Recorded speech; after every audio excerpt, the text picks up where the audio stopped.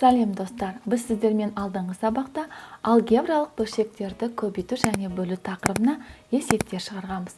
Бүгін тағы да сол тақырыпқа есептер шығарайық. Берілген өрнекті ықшамдау қажет. Біріншісі, минус 18х квадрат y квадраттың 5 абыға қатынасын бөлуіміз қажет. Алымында 6xy куб бөлімінде 25 а квадрат b-ның кубы болсын. Олай болса, біріншісі теріс сан, екіншісі оң сан, яғни бәрібір минустан басқа қалады. Бірінші бөлшекті өзгеріс жазамыз.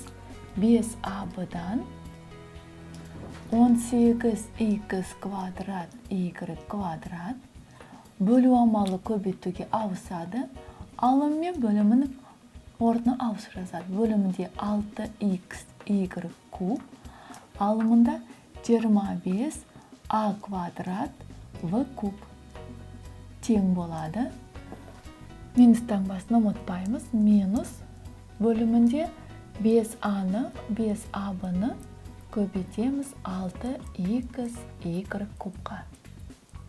Алымында 18х квадрат y квадратты көбейтеміз 25 а квадрат в куб тең болады. Енді алым мен алымын, бөлім мен бөлімін көбейттік. Енді қысқаратын. 5 пен 25 саны екеуі де 5-ке қысқарады. Алымында 5, бөлімінде 1 қалады. 6 мен 18 саны екеуі де 6-ға қысқарады. Бөлімінде 1, 18-дің орнында 3 қалады. Енді айнымалылар x квадрат пен x-ті салыстырсақ, бөлімінде 1 ғана x, алымында x-тен 2, яғни дәрежесін қысқартамыз, 1x қалады.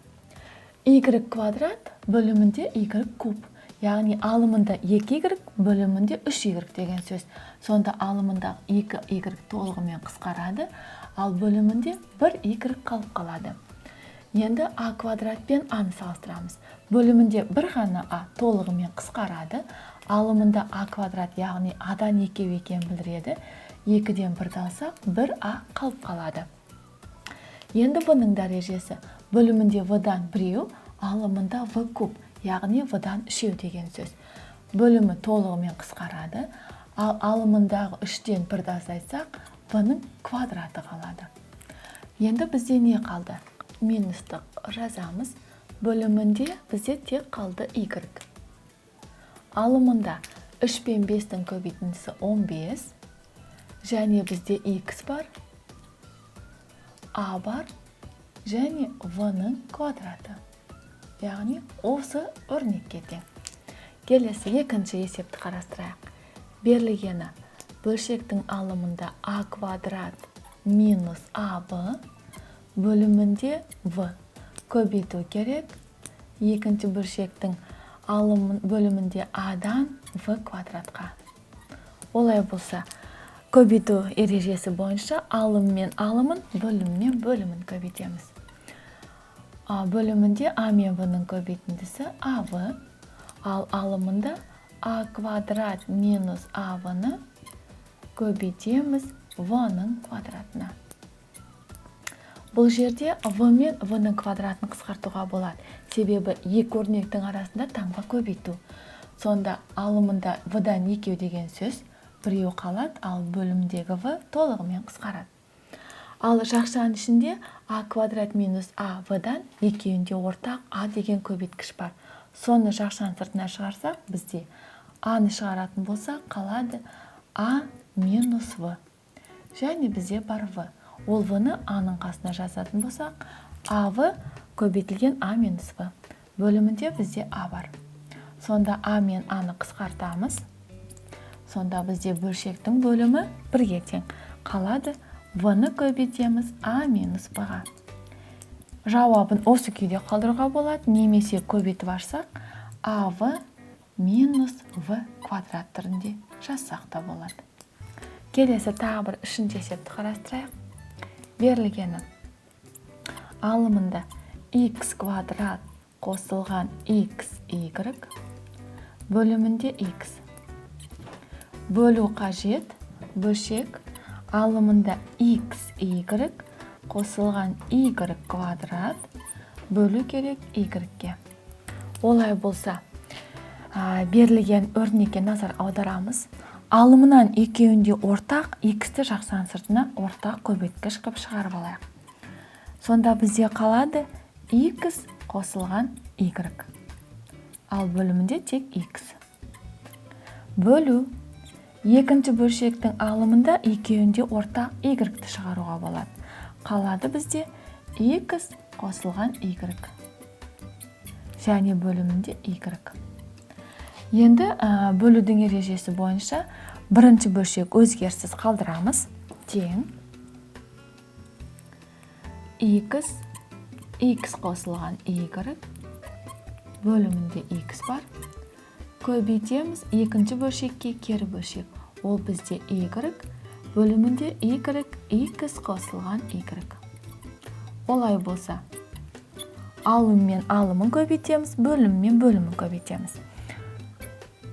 Бөлімінде x пен y-дің көбейтеміз x пен y-дің қосындысына. Алымында x пен y-дің көбейтіндісіне көбейтеміз x пен y-дің қосындысына. Олай болса, бізде x қосылған y-дің қосындысын толығымен қысқартамыз, және x пен x-ті қысқартамыз, y пен y-ті қысқартамыз. Сонда алым мен бөлімі бірдей, онда оның орнында бір ғана қалады. Келесі тағы да бір төртінші есепті қарастырайық. Ол үшін мен тақтаны екіге бөліп алайын. Төртіншісі. Берілгені алымында a квадрат b минус 4b куб. Ал бөлімінде 3ab квадрат. Көбейтуіміз қажет. Екінші бөлшектің алымында a квадрат b, бөлімінде a квадрат минус 2ab. Бұл жерде алым мен алымын, бөлім мен бөлімін көбейтеміз. Сонда алымында a квадрат b, көбейткішті бірінші жазайық. a квадрат b-ні көбейтеміз. a квадрат b минус 4b-ның кубы. 3a b-ның квадратын көбейтеміз a квадрат минус 2ab-ға. Енді жақшаның ішіне назар аударатын болсақ, алымында a квадрат b минус 4v кубтан екеуінде ортақ b-ны жақшаның сыртына шығаруға болады. Сонда бізде не қалады? a квадрат b бар, және ортақ бір v-ны шығарсақ, онда v-ның квадраты болады. Қалады a квадрат минус 4b-ның квадраты. Бөлімінде 3a b-ның квадраты, a квадрат минус 2ab-дан 1a-ны шығаратын болсақ, онда a мен оның дәрежесі квадрат болады. Қалады a минус 2b. Енді қысқартамыз. a квадрат пен a квадрат толығымен қысқарады. b квадрат пен b квадрат толығымен қысқарады. Енді бөлшектің алымындағы a квадрат минус 4b-ның квадраты қысқаша көбейту формуласы бойынша екі өрнектің квадраттарының айырымы формуласы бойынша екі жақшаға жіктеп жазамыз. Ол бізде a минус 2v және a плюс 2v-ға тең. Ал бөлімінде қалды бізде 3a минус 2v. Бұл жерде алымындағы a минус 2b мен бөліміндегі a минус 2b толығымен жақшасымен қысқартамыз. Сонда бізде қалады алымында a қосылған 2b, бөлімінде тек 3. Біз сіздермен қарастырдық алгебралық бөлшектерді көбейту және бөлу тақырыбына есептер шығаруды. Ал әзірше сау болыңдар.